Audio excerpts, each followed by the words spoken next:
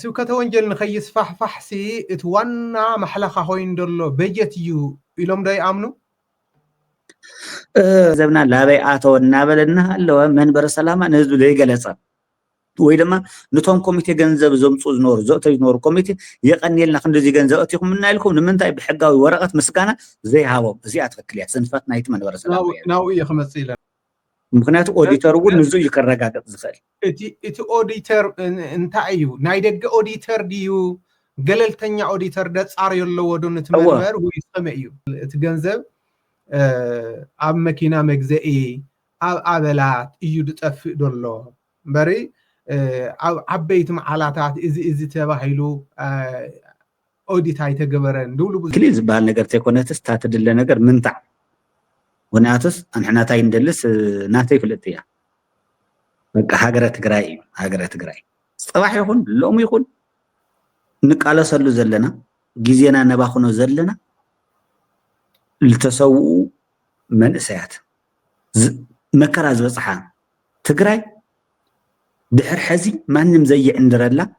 هاجرة تجراي كوام صاحكم ما فلوي هاجر تجراي ده بيت كريستيان تجراي هذا من فساو تكال هاجر دي خمس لتوي بيت كريستيان يخصفه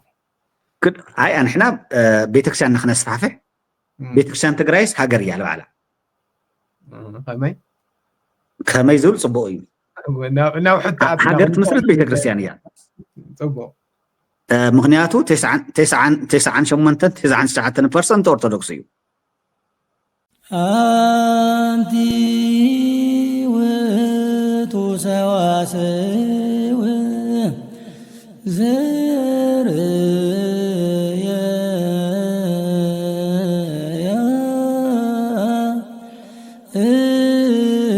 قول مدر زي بس كسماي وملايت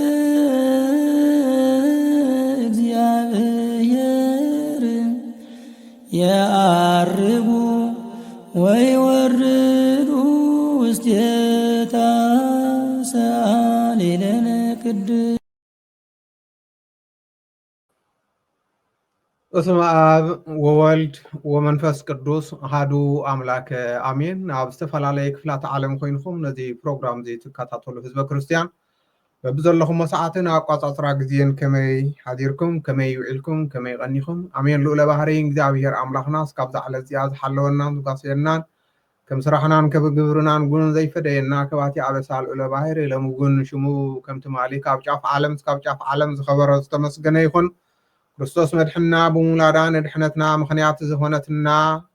ድንግል ማርያም ወላዲተ አምላኽ አምላኽ بركة رديتها أملاجنتها كوكلاتنا أيفلا باركوراتن كورانن حزب كريستيان نس غاشاي دلخو غاشاي نواخم مقبلمو نايلوم زبلنا يو بروجرام جميرنا اسكاو نود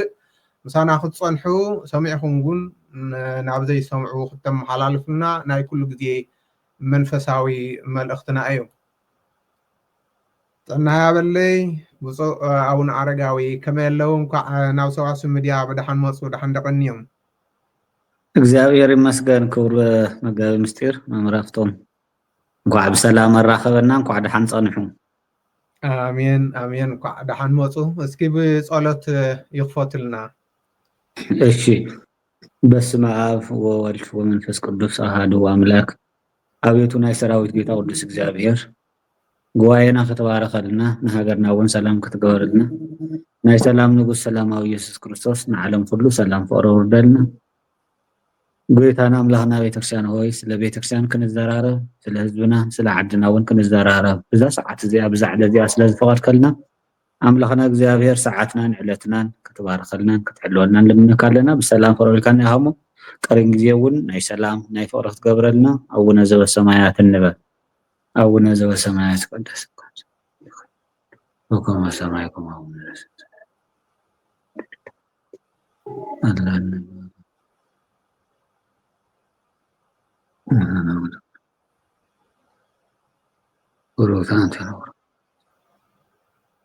ኢየሱስ ክርስቶስ ከመይሰን ኦ ግዜ ኢየሱስ ክርስቶስ ራይ ኃጢአቴ ወኃጢአተ ኩሉ ዝ ከማይሰራ ኃጢአት እግዚአብሔር ይፍታ። እምበኣር ክቡራትን ክቡራንን ህዝበ ክርስቲያን እዚ ትከታተልዎ ዘለኹም ሰዋስው ሚድያ እዩ። ናይ ሎም መዓልቲ ጋሻና ድማ ብፁእ ኣቡነ ኣረጋዊ ዋና ጸሓፊ ቅዱስ ሲኖዶስ ኦርቶዶክስ ተዋህዶ ቤተክርስቲያን ትግራይ ከምኡ እውን ናይ ካናዳ ሃገረ ስብከት ሊቀ ጳጳስ እዮም። ብፁእ ኣቡነ ኣረጋዊ ካብ ሚድያ ጥፍእ ኢሎም ነይሮም እዮም ኣምፂናዮም ኣለና እምበኣር ናይሎም መዓልቲ ወቕታዊን ኣዘራራብን ዝኾነ ጉዳይና ሒዝና መፂና ዘለና ነዚ እዩ እውን ብድምልከቶ ካሊእ ጥዑም እሞ ኢልና ከም ዕንቁ ደሊና ኣምፂናዮም ብፁእ ኣቡነ ኣረጋዊ ያው ኣብ ስብሰባታት እዮም ቀኒዮም እምበኣር ብፁዕነቶም ብራኪኦም ይብፅሐና ናብ ሕቶና ከም መእተዊ ክንኸይድ መንበረ ሰላማ ኣብዚ ወቅት እዚ ኣብ ርክበ ካህናት ካብ ዝዘተየሎም ኣጀንዳታት ብዙሓት እኳ እንተኾኑ ብድሕሪኡ ድማ ስብሰባ ዝገበረሉ ሓደ ብዕምቀት እውን ዝሰርሐሉ ዘሎ ጉዳይ ምትእኽኻብ ገንዘብ እዩ። ጉዳይ ቶሎቶን እዩ። ብርግፅ ከመይ እዩ እንታይ እዩ ንድብል እስፍሕ ኣቢልና ክንመፆ ኢና እሞ ኣብዚ ጉዳይ ምትእኽኻብ ቶሎቶን ቅድሚ ናብቲ ዋና ሕቶና ምእታውና ሓፂር መዓልትታት እዩ ተኣውጁ ዘሎ እሞ እንታይ ዓይነት ምድላው ተገይሩሉ እንታይ ዓይነት ቅድመ ምድላው እዩ ተደልይዎ ተገይሩሉ ኣጻዳፊ ድኾነ ንዕለት 29 ይጅምር ተባሂሉ ደሎሲ ተመኺሩሉ ተዘቲይሉ ፕላን ወፂኡሉ ቅድመ ኩነት ተገይሩሉ ድዩ ምድላውኻትኩም እንታይ ይመስል? እስኪ ናብቲ ዋና ሕቶና ቅድሚ ምቃድና። እሺ በስመ አብ ወወልድ ወመንፈስ ቅዱስ አሐዱ አምላክ። ስለዚ መምህር ሃፍቶም መጋቢ ምስጢር ከምቲ ዝበልዎ ያው ንሕና ርክበ ካህናት ናይ ቅዱስ ሲኖዶስ ገይርና ነርና ካብቲ ኣጀንዳ ሓደ ድማ ያው ብዛዕባ ተለይቶን ዓለም ለኸ ተለይቶን ምትእኽኻብ እዩ። ነዚ ደሞ እንታይ ዝኣክል ምድላው ድልውነት ነይሩ ምድላው ገይሩ እዩ ኣብ ዝሓፀረ መዓልቲ ገይሩ ዘሎ ዝብል ትክክለኛ ሕቶ እዩ። እዚ ሕቶ እዚ ድማ ያው ናይ መላእ ህዝቢ ሕቶ እዩ ብመሰረቱ ኣብ ምዝንጋዕ ስለ ዝነበረ እምበር ኣብ መጋቢት ዝገበርናዮ ዕለት 4 ዝነበረና ኣኼባ መጋቢት 2 እዩ እቲ ቋሚ ሲኖዶስ ወሲንዎ ነይሩ። ብድሕሪኡ ኣብ መጋቢት ውሽጢ ምስቲ ጾም ምስቲ ኩነታት ሃገርና እውን ሓደ ነገራት እውን ምስቲ ጾም ካልኣይ ደሞ በዓል 50 እውን ኣብቲ ናይ ሕማማት እውን ወቅትታት እውን ስለ ዝኾነ ምስቲ በዓላት ብጣዕሚ ፀጋሚ ስለ ዝኾነ ዓበይቲ ምሁራን ሰብ ሞያ ናይ ኪነ ጥበብ ሞያ ዘለዎም ክእሎት እዚኦም ኩሎም ዓበይቲ ሰባት ሓዊስና እንታይ ይገበር ንዝብል ግን ኣጋጣሚ ሚያዝያ 24 25 26 ተባሂሉ ነይሩ። ዝመዓልቲ ድማ በበዓል 50 ብትንሳኤ ብሆሳዕና ዝጀመረ ዓብይ በዓል ብድሕሪ ድማ በዓል ሕማማት ነይሩ። ብድሕሪ በዓል ትንሳኤ ብድሕሪ ድማ ዳግማይ ትንሳኤ እናበለ እታ መዓልቲ ኦልሬዲ ስለ ዝቐረበት እምበኣር ናብቲ ናይ መወዳእታ ጉንበስ ንግበሮ እቲ ምድላው ሰፊሕ እዩ ተገይሩ ያው እቅድ እውን ፕላን እውን ኣለዎ። ፕላን ዝመራሕ ናይ ባዕል መበገስ እውን ኣለዎ። ንሕና እንታይ እዩ ህዝብና ኣብ ፀገም ኣብ መከራ ኣብ ኩሉ ከም ዘሎ ይፍለጥ እዩ። ብዝኾነ ግን መበገሲ ትልሚ ዝበሃል ኣሎ። እንታይ ማለት መበገሲ ትልሚ መንበረ ሰላማ ኣብ ፀገም ትግራይ ኣብ ፀገም ከም ዘላ ኣብ ሽግር ከም ዘላ ደቃ ኣብ ዝተበታተንሉ ህዝባ እውን ኣብ መከራ ኣብ ዘለሉ ኣብ ዝጭነቀሉ ሰዓት ግዜ ረኺቦም ድዮም ክንድዚ ዝኣክል ተለይቶን ዝብሉ ዘለው ንዝብል ናይ ኩሉ ሰብ ሕቶ እዩ። እዚ ሕቶ እዚ ድማ ክምለስ እውን ስለ ዘለዎ ግድን እዩ። እቲ መንበረ ሰላማ መበገስ ዝኾነ ግን ንምንታይ እዩ ክበሃል ከሎ ኢየሩሳሌም ኣብቲ መከራ ዝነበሩ ከምቲ ነህምያ ዝበሎ እዩ ናይ ኢየሩሳሌም ግንብታት ናይ ኣቦታቱ ገዛውቲ ክሰርሕ ባሮቱ ተልዒልና ኣለና እሞ እግዚኣብሔር ከሳኽዕልና እዩ ኢሉ ከም ዝበሎ ኣንሕና ድማ ኣብ መከራ ኣብ ፀበባ ኮይና እናሃንፀን ትካላትና እንሰርሐን ንፅባሕ ንወለዶታት ዓበይቲ ስራሕቲ ዓበይቲ መሰረት ዘለዎ ስለ ዝኾነ ቤተ ክርስቲያን ካብ ፈተና ያው ብዙሕ ግዜ ተላቂቃ ይትፈልጥን ምስ ፈተና እያ ትነብር ብዙሕ ፈተናታት ሓሊፋ እያ ንቅፃል እውን ፈተናታት ኣሎ ግን እናሸነፈቶም ፈተናታት ተሓልፍ ቤተ ክርስቲያን እያ ዘላትና እዛ ቤተ ክርስቲያን እዚኣ ብብዙሕ ተፈቲና እያ ብዙሓት ደግሞ ቤተ ክርስቲያንና ሓሊፋ እያ ስለዚ መንበረ ሰላም ኣብዚ ሰዓት እዚ እንታይ እቅድ ሃልይዎ ኣብዚ ሓፀረ መዓልቲ ኣብዚ አንገብጋብ ድዩ ኮይኑ ነዊሕ ሰዓት ግዜ ገይርዶ ይመሓሰወን ዝብል እዩ ነይሩ ብመሰረቱ እቲ መንበር ያው ካብ ዝሕሰብ ናይ 3 ወርሒ 4 ወርሒ ነይርዎ ንሕና ካብ ንኣትዎ እውን ናብ ካልኣይ ወርሒ ሳልሳይ ወርሒና ሕዚ ገርና ኣለና ግን ኩነታት እቅድ ምውፃእ ነይሩ ፕላን ምውፃእ ነይሩ ስለዚ እዚኣቶም እንታይ ሽቶና ዝብል መንበረ ሰላም እንታይ እዩ ዝደሊ ጥራሕ ገንዘብ ተይኮነስ እንታይ እዩ ዝደሊ ዝብል መሰረታዊ ነገር ስለ ዝነበረ እዚ ደሞ አንሕና ስኡልካ ብስምዒታዊ ተልዒልና እውን ገንዘብ ሃውና ጥራሕ እንተይኮነስ እንታይ ንሰርሕ ዝእስከው ገንዘብ ናበ እዮም ዝውዕሉ መውዓሊ መበ እዩ ቦትኦ መበ እዩ ካበኸ እዮም ዝርከቡ ዳሕራይከ መንኸ እዩ እንታይ ስም ገብሮም መንታይ እዮም ዞም ትከሉ ዝብል ዝርዝር ኩነታት ወፂሎም ዞም ዝርዝር ኩነታት ደሞ ያው ናቢ ስራ አስፈጻምቲ መንበረ ሰላማ ተራእዩ እዚ እምበር ይኺደና ይዝብል ናይ መጀመርያ ያው ከምቲ ዝፍለጥ እቅድ ነይርዎ እዚአን ክንረክብ ኢና ኢልና እዚአን ድማ እቲ ሓደ ከምቲ ዝፍለጥ መንበረ ሰላማ ኦርቶዶክስ ተዋህዶ ቤተክርስትያን ሕዚ ተቋቂሙ ዘሎ ሓድሽ ክንብል ከለና ነባር ሕዚ ግን ኣብ ስራሕ ደም ከይድ ድማ ብናይ 4 ዓመት ዕድመ ዘለዎ ብዕድመ ግን ልዕሊ ክንደይ ዘመናት ቅድምቶም ካልእቶም ዘሎ መናበርት ድማ ማዓረ ዝኾነ መንበርና እዩ ተመንዚዑ ተወሲዱ ዝነበረ መንበርና ክንምልስ ከለና ደግሞ ዝነበረና ክብርናን ቅርስናን ታሪክናን ክንዕቅብ እንተኮይድና ኣብ ሽግርን ኣብ ፀገምን ከም ዘለና ንፈልጥ ኢና ስለዚ መንበረ ሰላማ ምስቶም ኣሃት ዓለም ኣሃት ኣብያተ ክርስቲያናት ከምኣቶም ክንመስል እንተኮይድና ናይ ባዕልና መንበር ክኖም ስለተኮይድና ትካላት ከልይዎ እዮም መንፈሳዊ ኮሌጃት ኮሌጅ ዓብ ዩኒቨርሲቲ ሓደ ከልየና እዩ ከሳቴ ብርሃን መንፈሳዊ ኮሌጅ ዘሎ እሱ ናብ ዩኒቨርሲቲ ምዕባይ ሓደ ከልየና እዩ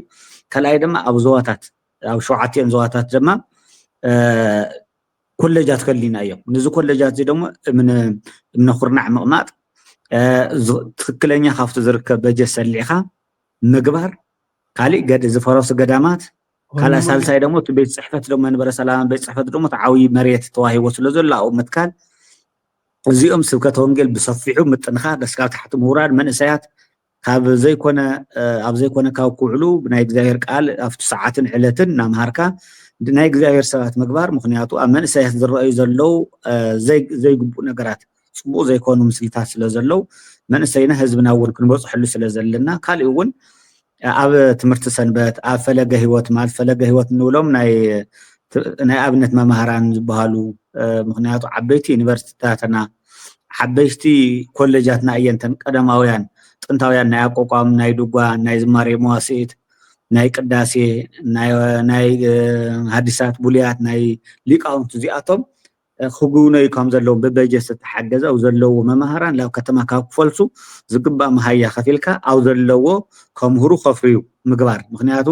ገዳማትና እውን ብበጀት ዝተሓገዘ ብፅንዓት ብልምዓት እውን ተሓገዘ ክህልዎ ምግባር ድማ ሓደ መሰረታዊ ነገር እዚኦም እቅድ ይወፅሎም ማለት እዩ ስለዚ እቲ ሕዚ መበገሲ ኮይንዎ ዘሎ ልዕሊ 1 ቢልዮን ቅርሺ ክንእክብ ኢና ዝብል ኣብቱ ትልሚ ሒዝዎ ኣሎ ዝቅርሺ እዚ ካበይ ይርከብ ብኸመይ ዝብል ግን ኣፈፃፅማ ግን ወፂሉ እዩ ቀዳማይ ዙር ካልኣይ ዙር ሳልሳይ ዙር ራብዓይ ዙር እስካብ 2017 ግንቦት 29 እስካብ ሓደ ሰነ ዘሎ 2017 ዓመተ ምህረት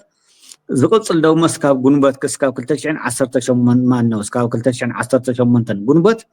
መወዳእታ እስካብ ታ መወዳእታ ናይ ኣብ 4 ዙር ዝግበር ናይ ተለተን እቶት እቲ 1 ቢልዮን ኣብኡ ኢና ክንረክብ ኣከፋፊልና ዘለና ናይ ቀዳማይ ዙር ኣብ መላእ ዓለም ለኸይድና ብመቐለ ሃገረ ስብከት እናተመርሐ ዓብይ ኮሚቴ ተይልዎ ኣብ ደገ እውን ዘሎ ብፃን ሊቃነ ጳጳሳት ዝመርሕዎ ናይ መጀመርያ ዙር ተለተን ይኸውን ካብኡ ድማ እቶም ኣህጉረ ስብከት ደግሞ ብቢ ኣህጉረ ስብከቶም ምክንያቱ ዝሓፀረ ሰዓት እውን ስለ ዝኾነ ናብ ታሕቲ ወሪዶም መምርሕታት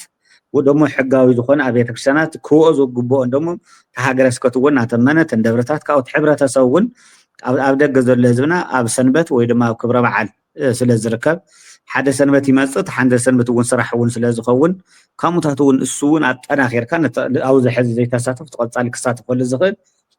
نزي بتلمي وصيلو تتلم دما أبدجنا وشتن نزنورو لما عنتي أقعد أم خوينو مس ناي دق بس أنا كنا باساتن أفتناي علم لخ ناي هسوس حاجة كوميتي زنورو باهي غرس كوتو توكلو سباتن مساتهم لما عنتي عاوزة تجرنا مست كوميتيون سافي حذا تجرنا بزي ما بقسنا سلازي نحنا تأيو رجد أما كرا حمد لنا نفلتنا تمكرا زيجن بيت كريستيان أما كرا خوينا أي تاريخ السرح مخنياتو تاريخ صريحنا نحنا عاوزي زلنا نمبقس دا نتولدو تكالها نيسنا تكالنا عبينا عاوزي حزنها نسان تكالتنا نقص الولدو مدحن كوخونا أيان لنا سنن نحسب كل جاتنا نس أبيات كريستياناتنا مخنياتو بتقرأي زبس حق فعي مكرها قليل سلازي يكونا قدامات اللو أبنت ممهران اللو منوكسات اللو قدامات عجي حدا منوكسي خلطة منوكسات زترفو وكونتاتو سلازلو نزيد متمنبر سلاما هلو كونتات مرميرو ثلاثين قرنا كنبص حلو ملنا مخنياتو بجنزة عسرات ناب زي كونه بوتاتات كيدم عصوصو مبال زي كونه سباتن ناي مدلاي منبر سلامة زي فلطم سباتم سيخا ناب قدامات موساد جنزة مدلاي نقرات سلازلو سلازي أي تقور كولم تخيل منبر سلامة دمو تتزق بأن قدامات غيرو تخالياتات دمو حقون سرعاتن كتصنع دمو قديت أخبر سلازلوت ما بقسي زيو سلازي تحصر مع الزغورنايو تقدماي الزور ناتليتون معلتي عالم لخا بمقالي جمر بدحر دمو بباي غروس وكوتن كلا افتو خلاي دمو سالساي دمو بب سلستور هو 4 ور دمو امل العالم النا تنقسقس زسرح ايو سلازي حزيلنا يزلنا ببجت لكعون زرزيرنا يومينا مالتي زين نزين دلي زيون نزين دلي دليتنا طرح انت يكونس ناي حبرتسبنا كان حبرتسب كعجانا زيكم دكم ما حبرتسب نا أغنى موصينا بصنتهم تراي مدلاو خاتكم بأخاتكم هو بعد لفتا مدلاونا خلنا مسقت لنا مدلاونا እግዚአብሔር ይልፍጽም احنا باروتو ተልዕልና ለና ተሲእና ለና እግዚአብሔር ደግሞ ህዝብና ኣብ ደገና ውሽጥን ዘሎ ዘይተበረዘት ሓንቲ ትካል እንታለ መንበረ ሰላም እያ ምክንያቱ ካፍቶም ችግር ዝወለዶም አውዝ መከራ ጊዜ ሁሉ መንግስቲ ኣብ ምፍራስ ካልያት ውን ውድባት ውን ኣብ መከፈፋል ካልት ወጽሖም ሓንቲ ዘላትና እንኮ መማረጽ ዘይብላ ብሕታዊት መንበረ ሰላም እያ መንበረ ሰላም ደግሞ ንኩሉ ጥራሕ ነዙ ንኦርቶዶክስ ተዋህዶ ቤተክርስቲያን ትግራይ ተይኮነት ንእስላም ንካቶሊክ ንኻልኦት እምነታት ውን ጽላል ዝኾነት መመክሕቲ ውን ዝኾነት ምክንያቱ ካፍቱ ንዘመናት ዝነበረ ተጻይጣት ናይ ሸው ኣተሓሳስባ በርጊዱ ሰሊዑ ብዘይ ምንም ናይ ባዕሉ ስርዓትን ሕግን ዘልወላታ ጥንታዊት መንበሩ ዝመለሰ መንበረ ሰላማ ስለ ዝኾነ ህዝብና ኣብ ጎንና ሰሊፍና ጥራሕ ገንዘብ ክበና ይኮነን ብሓሳብ ብሞራል ብማተርያል ببوز حزبنا كحجزنا أو قلنا كخون تمدلاونا نهزبنا سلا لأمنا حزبنا ونا وقلنا حزب قدمون بعلي حزبنا مسرتوه حزبنا بنا حزبنا دليتيو حزبون حزبنا أنا حنا ناوزنا نمس حزبي كل صار حزب قلت مدلاونا أو زي يمثل صبو قرم بس إنه تم كبرت يابلنا سفح دولتنا الثانية يوم غيرهم لأبت مدلاو أبت مدلاو قبل كله كبرات سمعتنا نتعيو أبزنا العلو دلنا ناي هزب حتى ناي سواسو مديا قوام ويناي قلي قوام ديكونس ناي هزب حتى سلازخونه قديتا حتى زلوه ونتصر زلوه إننا نتصرنا نخيد سلدلنا تمحقاز دبل زي ممارات دي ولا أماراتي تكال ناي وتكال تقاري حقاز دلوه كحجز كله جن خسر يدلو نجارات دم الناس أرين تخيدو بموالي قلت زخنة ميديا سلزخنة سلزتي مدلاو خاطون خمي مثل ندبل حدا تي ثلاثون كاب عدن دحل كوينو عبدك دلو دايركت قطعة نخفل نابت بانكي تشع معلتي كاب قلت أسران تشعتن كاب قلت حدا إيو مثلا دحل ديتا جاجو خط قلت مو شعو نخفله تتارجت تغير دلون ابزي خزي تشعت نطوتات وصينا الله نسوكته وانجل ان استوديوكم انابله تشعتين ناي كلن دمر دما 450 مليون ايو دحل تغاغي يخرمنيو سلازي ابز سلسته معلتزي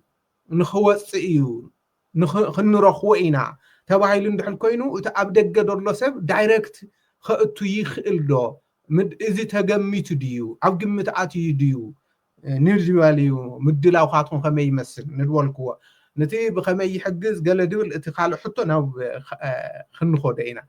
اسك أبتي عبره له تعبد الجدول الله سيفسي ثلاثون علفت إفران تشعتن تخفيتو خبال كل أونلاين بخمي يخطو تعبد الجدول لجنزب بتعمل صبو أتي عبد الجزل له توشت زلوا ناي مجمرة يا وتي ناي بعلو سنة سرعة اللي ونديو ثلاثون كبها الكل عبد الجون قسقسا يا وكابزي صباح جميرو أو ملأ زل علمنا قسقسا يجبري زلوا خب صباح دحر ساعتون بدي داولين بتقرأي تلفزيون أبوتات النقرو انتو تزيد الجباتات كامي كام زخنة أغسلو كاودما بيوتيوبات بتيكتوكات بفيسبوكات كلهم زياتهم ناتفالت أصنحين هيك أنسانات ونزبها له الحزي قصوات يلو بتقدم ناتقدم قيمتي معلت 20 ساعتن 3 علت حدث له ناي قصات له أقدمنا بسبهافتي نافتكالات عبد الجزل سبات دغما بانكታት ኣለውና ተዘርዚሮም ኣለፍቱ ልልቀፍትና ይብዝ ሓለፈውን ኣብ ኣፍቱ ዝድለ ማሕበራዊ ሚድያ እውን ጽባሕ ብስነ ስርዓት እውን ኣብ ኩሉ ክግበሪ ኣቀዲሙና ኣተወይ ጸንሕ ሞት እሱምና ተመዝገበ ኣድራሻ ኣሎ ባንክ ሒሳብ ኣሎ ዕጹብ ባንክ ኢዝ ባንክ እዚ ምክንያቱ ማንም ከንቀሳቅሶ ይኽእልን እቶቱ ምስተኣተወ ምስተጠቃለለ ላፍቱ ዝበሃል ዓላማ ብኮሚቴ ተወሲኑ ላብ ቅዱስ ሲኖዶስ ይቀርብ ቅዱስ ሲኖዶስ ደግሞ ላፍቱ ዝግባእ እናበለ ይካይድ ስለዚ ትቅድመ ምድላው ኣብ ደገ ዘሎ ሕብረተሰብና ብፃነ ቦታት ዝመርሕዎ ካልኦት እውን ናይ ብባህ ይጉረስ ኮቱ ዝመራሕ ብባህ ኣብያተ ክርስቲያናት እውን ዝትመነ ነገር እውን ስለ ዘሎ ኣብቲ መዓልቲ እሱ ቅድሚ ኣንሕና እንደለ ቅድሚ እውን ናይ ሰነድ ወዲአን ክፀንሓ ተዘይኮይን ደሞ ፍታ መዓልቲ ለምሳሌ ጽባሕ ሓንቲ ሰንበት ኣላቶም ካልኦት እውን ዕለት 29 ያ ሰንበት ዘላ ስለዚ ታ ሰንበት እውን ወፅያል ታ ዕለት ሓደ እውን ክበፅሕ ይኽእል ስለዚ ኣብ ደገ ዘሎ በቀጥታ يكون بتزاوري تناي بنك أكسس ون سلازل لايف ون كتتا ون سلازل كلمة جن كلمة زي ما عتزي جن نأتو خصون حلو زق البنك تاتوسينا سلازل لنا لايف له ما إنه ميديا تاتلو دي داوليو تايش مقرنا لك حجوزنا تسمع منا لنا قالوا تويتورات ون نعوت وداج نباين نسلام بروموشن عبيت تكالاز زلوا مسو ما يداوم زيهم كأنا وروين كان صراحة دحر ساعات جميرو نفس رح خناتينا سلازي تسرحنا قديمنا عد زلوا سبهافتن بناتو ما بقص نجورو تكالات اللو منجستن كمنجست وصع زلوا تكالات كلهم قصاتو فينا عاوزين عدم كاوتنا يدققن قديمنا بنهو منا بتو بباهي جروس وكوت زلوا تتعايش كوميتي بحق خندزي جنزهينا لنا تقول كله شعو جنزبنا خندزي ناولو كفلوتنا يبتشعو معالتي مهناتو تجنزب بباهي جروس وغيرون كاتوغل سلازلوا ስለዚህ ምድላው እዚ ነትናይ ደገ ህዝብና ደንጉ ይወዩ ረግጥ እንኳን ናይክል ተሰሙና ይቆነ ናይክል ተወርሑውን አባ ነጽርዋ ብጽነቶም በባይ ጉረ ስብከቱ ወይ በቤተ ክርስቲያኑ ድዩ ደአቱ ከዝል ምሳሌ ኣብ ዓረብ ሃገር ደሎ ኣብ አፍሪካ ኣብ ካል ዓለም ኣብ ካል ዓዲ ደሎ ንበል ተተሎቶን ኦንላይን ተኾይኑ ቀጥታ መንፈሱ አላዕልዎ ክንድዝ ገንዘብ ሂበለኹ ክብል ከሎሲ ቀጥታ ደእትወሉ መገድ ኣሎ ዶ ወይስ ናብ ሃገረ ስብከት እዩ ተመሊሱ ክድውልን ገለ ክብል ድብል እስከዚ አንጽር አብልዋ ኣብዚ አከተንጽር ዘለዋ ተተኻኢሉ ፍታሽ ዓሳር በቀጥታ ከእቲ ለፍተማ ባንክ አካውንትታት ኩሎም አክሰስ ዘለዎም አካውንት ኣሎ ግን ለምሳሌ አካውንት ከውቱ ዘይኽእሉ ወይ ደሞ ሽዑት ናይ ሕዋላ መዓልትውን ክድንጉዮም እውን ስለዝኽእል ታይ ጉረስ ስብከትውን ኮሚቴ ስለዘጣይሽ ብታይ ጉረስ ስብከት ገይሩውን ላፍቱ መንበረ ሰላማ ናፍትናይ ዓለም ለኸ ኮሚቴ ዘዳለወ ግን ከኣቲ ይኽእል ምክንያቱ ዝድለኮ ካብ ገለ ለምሳሌ ዓዲ ዓረብ ወይ አውሮፓ እንተይልናስ ኣብ አውሮፓ ዘሎ ኣይጉር ማን ነው ኣብያተ ክርስቲያናት ኣብቲ ሰዓት እዚ ሙጭ ስለዘይኮነን ባር ሃገረ ስብከትና ክንድዚ የውፅና ኣለና ኢሎም ቶም ኮሚቴ ስለዘሎ ካብ ሊቀ ጳጳስ ጀሚሩ እስካብ ታሕቲ ኮሚቴታት ስለዘለዎ ናይ ባዕልቲ ሃገረ ስብከቱን ኮሚቴ እውን ስለዘቋቁም ካብ ደሞ ጠቅላላ በአውሮፓ ደረጃ በዓለም ደረጃ ደግሞ ብፃውን ሊቃነ ጳጳሳት 4 እዮም ኣለው በዋናነት ደግሞ ብፃውን ኤፍሬም ብፃውን ጨርሎስ ብፃውን ማርቆስ ብፃውን አትናቴዎስ እውን ዝመርሕዎ ኣሎ ካብውን ናይ ህፁፅ ሓገዝ ኮሚቴ ዝነበረ ናይ ዝሓለፈ እውን ዝነበረ ኮሚቴ እውን ስለዘሎ እዚኦም እውን ኣብቲ ቀፃሊ ድሕሪ 2 መዓልቲ ክንፈልዩ ኢና ናይ ገንዘብና እቶትና በበይ ከመይ ነዳልዎ ዝብል ኣብዛ ሓፀረት መዓልቲ ሳውን ብባሂ ጉረሱ ኮትዲ ወይ ደሞ ዝኾነ ናይ ደገ ናይ ጎፈንድሚ ድዩ ወይ ደሞ ሓደ ባንክ ድዩ ክኽፈት ብኸመ እዩ ዝብል ምስቱ ብመስርሕ እንድዩ ክኸውን እንታይ ሕግና ኣላ እንድያ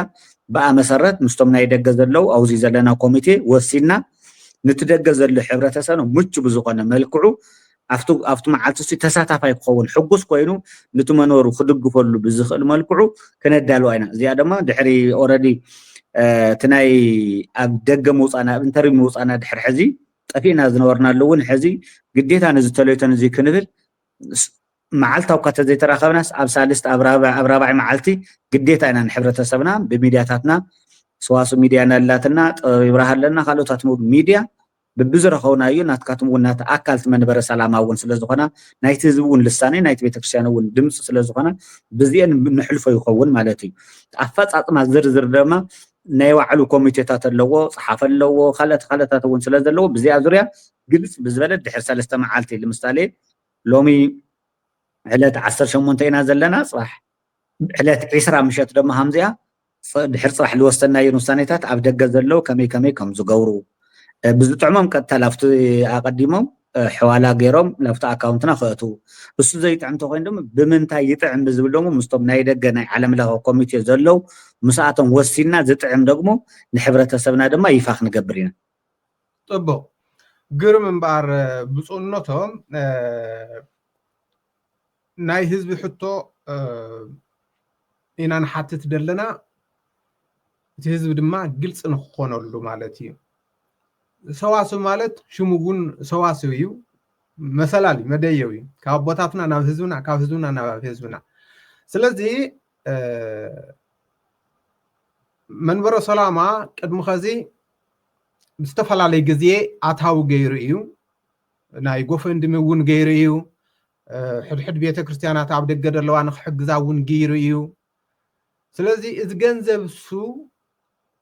ኩሉ ኣታዊ ዶ ኮይኑ እዩ ኣብ መዓላእ ኸውዒሉ ድዩ እቲ ናይ ቀደም ገንዘብ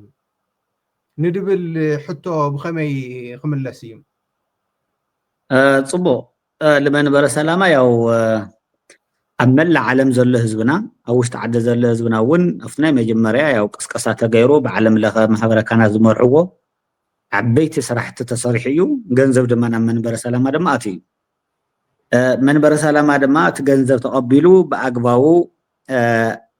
ኣሟዓልዩ ክውዕል እውን ገይሩ እዩ እቲ ሕብረተሰብ ግን ዘይተሓጎሰሎም ናይ ኩሎም ሕቶታት እውን ትኾን ግን ሓንቲ ነገር ኣላ ሕብረተሰብና ዝኣተዎ ምክንያቱ ካብ ደገ ዝላህ ቅርሺ ብሰዓቱን ክንዲዚ ኣቲና ኣሎ ወይ ድማ ናቲ ፀብፃብ ካብ ጠቕላላ ኣህጉረ ስብከት ካብ ኣውሮፓ ክንዲዚ ካብ ኣሜሪካ ከምዚ ካብ ካናዳን ኣውስትራልያን እውን ከምዚ ካብ መላእ ዓረብ ዘሎታት እውን ክንዲዚ ተባሂሉ ዘይተዘርዘረ ምዃኑ እውን እቲ ኮሚቴ እውን ብዙሕ ግዜ ቅሬታ እውን ዘቕረበሉ ኩነታት እውን ነይሩ እዩ ብዝሓለፈ ጥቅምቲ ግን ኣብቲ ናይ ሲኖዶስና ኣስፊሕና ተዘራረብናሉን ኣስፊሕና እውን ዝወሰናሉን ኩነታት እውን ኣሎ ለምሳሌ መንበረ ሰላማ ካብ ጅምር ጀሚሩ እስካብ ሕዚ ዘሎ እስካብ ጉንበት ኦዲት ተገይሩ ናይ ኦዲት ውፅኢት ንናይ ኣህጉረ ስብከትና ወይ ድማ ንዝምልከቶ ኣካል ዘይምፍላጡ ሓደ ጌጋ ስራሕ እዩ ምክንያቱ ትካል ናይ ኩሉ ሕብረተሰብ ስለ ዝኾነ ስለዚ እዚ ትስሕት ከም ስሕተት ኣሚናዮ ብዝሓለፈ ተኣረሪሙ ኣሎ ስለዚ መንበረ ሰላማ ክገብሮም ዝግባእ ሕድ ወፃኢ ዝኣተወ ገንዘብ ብኦዲተር ተረጋገፀ ሕጋዊ ንቶም ዝምልከቶም ካልኣይ እውን ስቴትመንት ኣውፂኡ ካብ ገለ ዓዲ ኣተኦ ገለ ካብ ገለ ቤተክርስትያን ዝመፀት እዚአን ኣምፅሎ የቀኒየልና ህዝብና ተባሂሉ ንመላእ ምእመናን ዓለም ዘሎ ህዝብና ብዙይ መልክዑ እውን ክወፅእ ከም ዘለዎ ብዝሓለፈ ተዘራሪብና ኢና እዚ ናፍቲ ቢሮ ዘለው ሰራሕተኛ ኦልሬዲ እቲ ጠቅላይ ቤተ ክህነትና ፅሕፈት ቤት እውን ስለ ዝተፈላለየ እያ ካብታ ጠቀምቲ ብድሕሪ ውሳኔ ግን ብዝሓለፈ እውን ደብዳቤ ፅሒፍና ኣሎም ኣለና ኣብዚ ሓፀረ መዓልቲ ግን እቲ ካብ ደገ ጠቅላላ ካብ ዓለም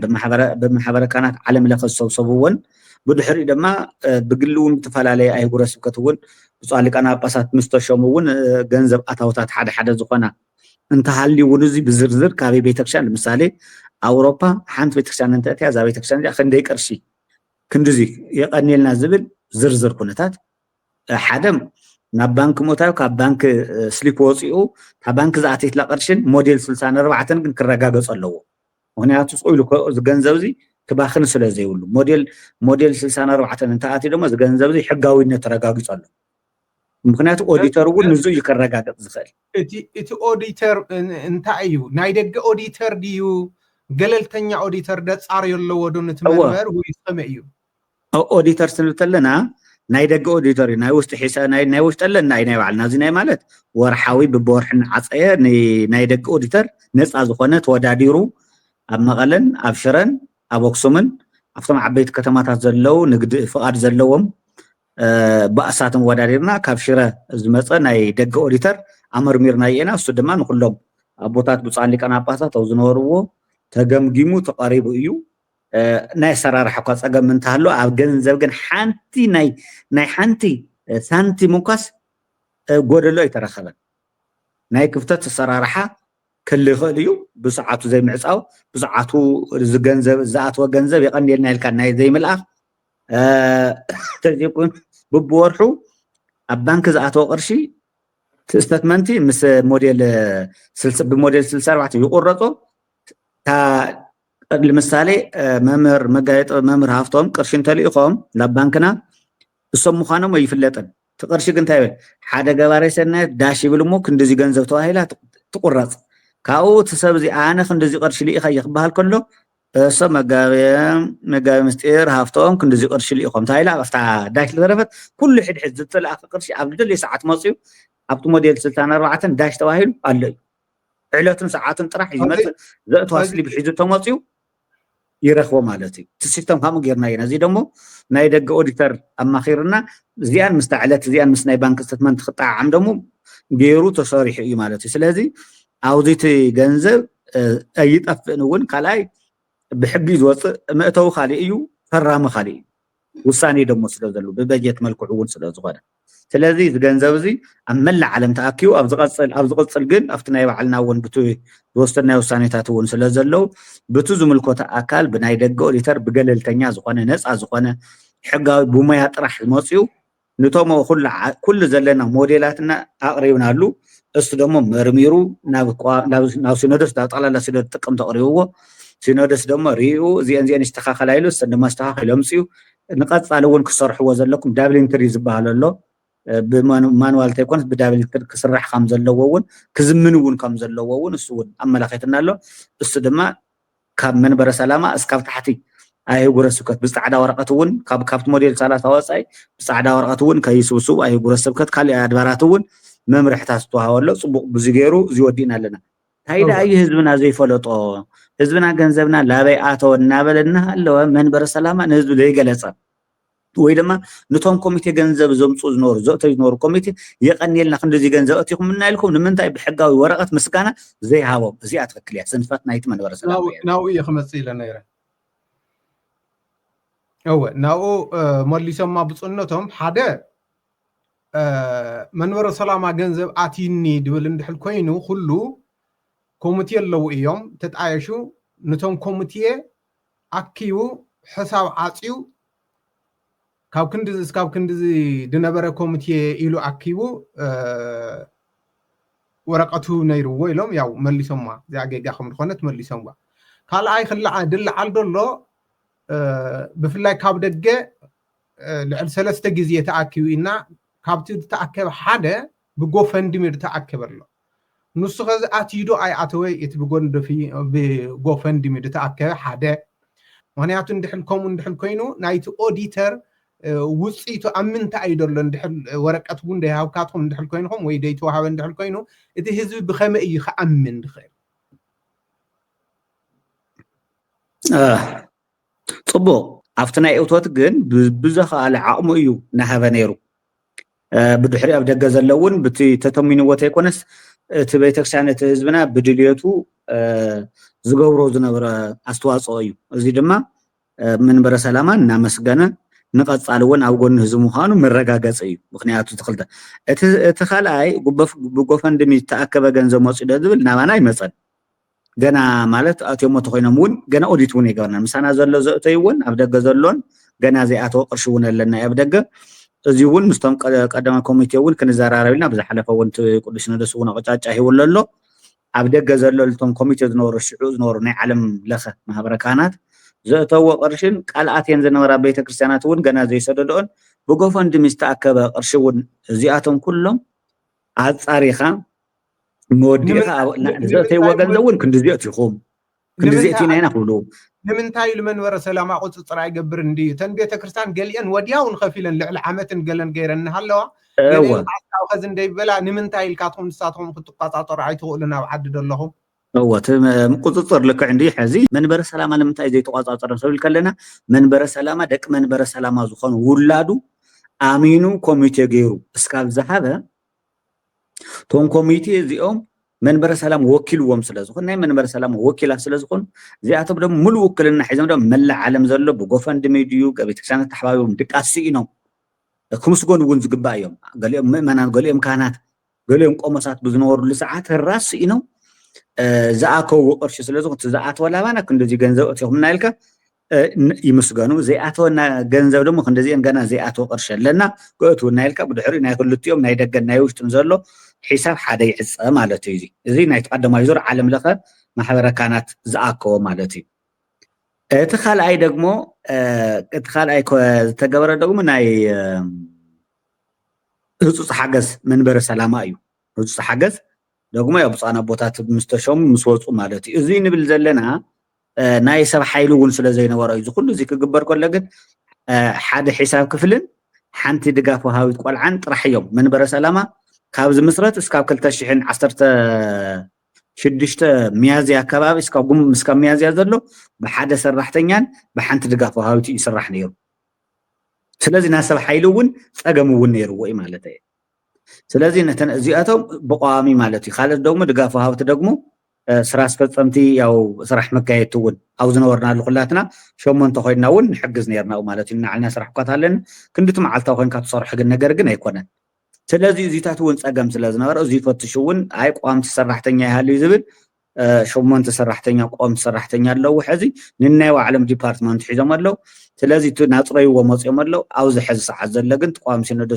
ሲኖዶስ እውን ወሲኑ ኣቅጣጫ ሂብሉ ኣሎ መጀመርያ ኣብ ዓለም ለኸን ዝነበረ ምስቱ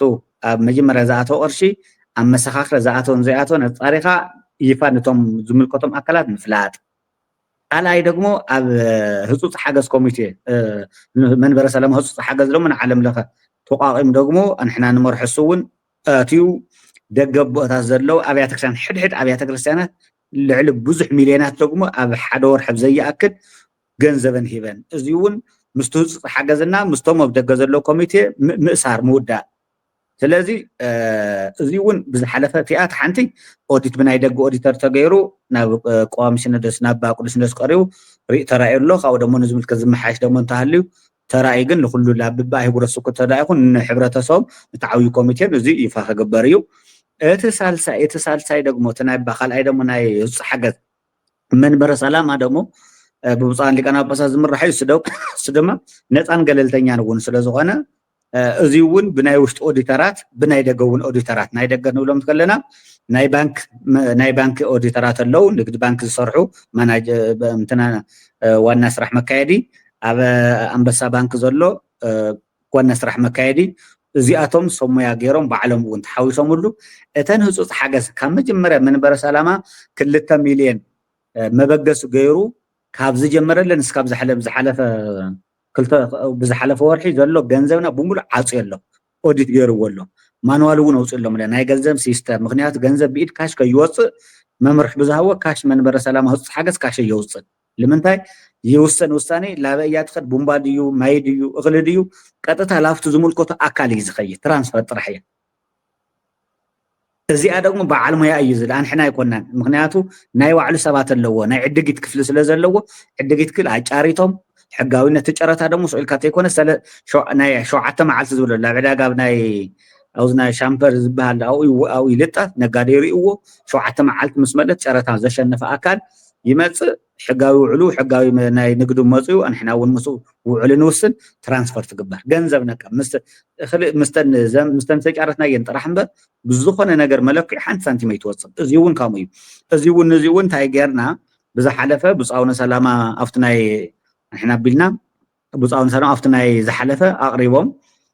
ብህፁፅ ሓገዝ ኮሚቴ ዝተሰርሑ ዝወፁ ገንዘባት እስካብ ሕዚ እውን ዘለው ኣብ ጥቅምቲ ነቲ ዓለም ለኸ ዝነበረ ጉባኤ ሰበካ መንፈሳዊ ጉባኤ ኣብኡ ቀሪቡ ተገምግም ይበል ተባሂሉ ቀፅሉሉ ብጣዕሚ ፅቡቅ ስራሕ ፅሩይ ስራሕ ሰሪሕኩም ተባሂሉ ዝተመስገነሉ ኩነታት እውን ኣሎ ቀፃሊ እውን ከምቲ ልሚ እውን ሕዚ ንጥቅምቲ ተዳልየሉ መንበረ ሰላማ ደማ ቅዱስ ሲኖዶስ እውን ኦዲት ግበረና ኢልና የለና ምክንያቱ ኦዲት ይገበር እሱ እውን ብጥራሕ ብትናይ ውሽጥን ብናይ ደገን ገለልተኛ ፅሩይ ዝኾነ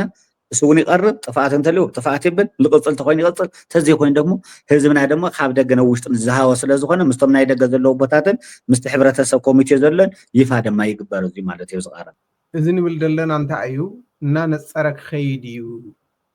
ነቲ ሰብ እውን ሕርኽርኽ ድብሎ እንዳሕልሓልዩ ግልፂ ንምዃን ኢልና እዩ ምክንያቱ እንታይ እዩ ከም ሚድያ እናሰማዕና እናርአና ግልፂ እንድሕር ዘይገበርናዮ ድሓር ኣዋፁ ኢልካ ሰብ እውን ደየዋፅእ ክኽእል እዩ ግልፂ እንድሕር ኮይኑሉ ግን ዋላ ኣብ ውሽጡ ዝነበረ ክዛረቦ ዝስከፎ ዋይ ከምዚ ድዩ ክብል ክኽእል ምክንያቱ መብዛሕትኡ እንታይ እዩ ድበሃል እቲ ገንዘብ ኣብ መኪና መግዘኢ